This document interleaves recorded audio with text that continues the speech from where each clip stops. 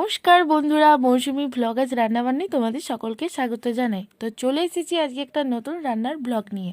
আজ বানাতে চলেছি নিরামিষ কুমড়ো আলুর তরকারি, যেটা তোমরা লুচি, পরোটা বা রুটির সঙ্গে খেতে পারো।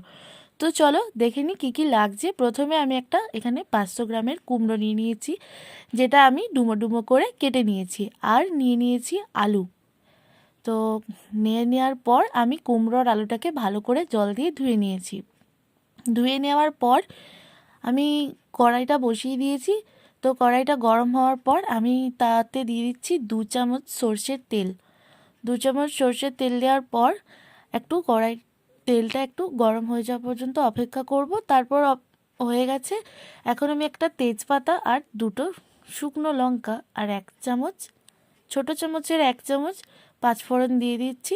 তারপরে আমি এটা ভালো করে নাড়াচাড়া করে নেব। নাড়াচাড়া করে নেওয়ার পর কুমড়োগুলো আমি তেলের মধ্যে দিয়ে দিলাম। পুরো কুমড়োটা দেওয়ার পর আমি এবার এটাকে ভালো করে নাড়াচাড়া করে নেব। কুমড়োটা ভালো করে নাড়াচাড়া করে নেব। এরপর কুমড়োটা সিদ্ধ হওয়ার জন্য আমি এখানে হলুদ আর একটু নুন দিয়ে দিচ্ছি।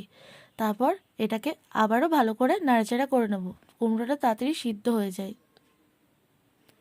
তারপর নাড়াচাড়া করে নেব। নাড়াচাড়া করে নেওয়ার পর দেখতেই পাচ্ছ কুমড়োটা একটু ভাজা ভাজা হয়ে গেছে। এরপর আমি ডুমো ডুমো করে যে আলুটা কেটেছিলাম সেটা দিয়ে দেব। পুরো আলুটা দিয়ে দিলাম। এরপর আমি নিচ থেকে পুরো কুমড়ো আর আলুটাকে ভালো করে ভেজে নেব।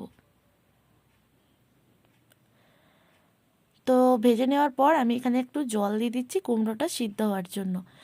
তো একটু জল দিয়ে দেওয়ার পর আমি একটু নাড়াচাড়া করে সবজিগুলো, কুমড়ো আর আলুটা জলে ডুবিয়ে তারপর আমি মিনিট 10 মতো ঢাকা দিয়ে রেখে দিলাম। তারপর 10 মিনিটের পর ঢাকনাটা খুলে এই যে দেখতেই পাচ্ছ আমার কুমড়ো আর আলু একদম সিদ্ধ হয়ে গেছে। এরপর আমি এখানে কিছু টমেটো, একটা গোটা টমেটো কুচি করে দিয়ে দিলাম। এরপর ভালো করে এটাও মিশিয়ে নেব কুমড়োটার সঙ্গে, গ্যাসের ফ্লেমটা মিডিয়াম রেখে। তারপর এখানে আমি কিছু মশলা দিয়ে দিচ্ছি, জিরে গুঁড়ো, ধনে গুঁড়ো, কাশ্মীরি লাল লঙ্কার গুঁড়ো আর হলুদ গুঁড়ো আর নুন, সব কিছু একসঙ্গে দিয়ে ভালো করে আমি মশলাটা মাখিয়ে নেব। তারপর কুমড়োর সাথে ভালো করে মিশে যাওয়ার পর আমি এখানে আদা আর কাঁচা লঙ্কা আর গোটা জিরে বেটে নিয়েছিলাম, সেটা আমি এখানে দিয়ে দিলাম। তারপর সব কিছু একসঙ্গে ভালো করে মিশিয়ে নেব। দেখতেই পাচ্ছ ভালো করে মিশিয়ে নিলাম। আমার কুমড়োটা পুরোপুরি সিদ্ধ হয়ে গেছে। তো এরপর ভালো করে মিশিয়ে নিলাম। মিশিয়ে নেওয়ার পর আমি আবারও এখানে একটু জল দিয়ে দিচ্ছি, যাতে পুরোপুরিভাবে কুমড়োটা রেডি হয়ে যায়। তারপর আমি আবারও 5 মিনিটের জন্য এটা সিদ্ধ হওয়ার জন্য রেখে দিয়েছিলাম। 5 মিনিট পর ঢাকনা খোলার পর আমার কুমড়ো দেখতেই পাচ্ছ একদমই রেডি হয়ে গেছে, যেটা তোমরা লুচি, পরোটা বা রুটির সাথে খেতে পারো। অসাধারণ খেতে হয়েছিল। তো দেখতেই পাচ্ছ আমার একদম রেডি নিরামিষ কুমড়ো আলুর তরকারি।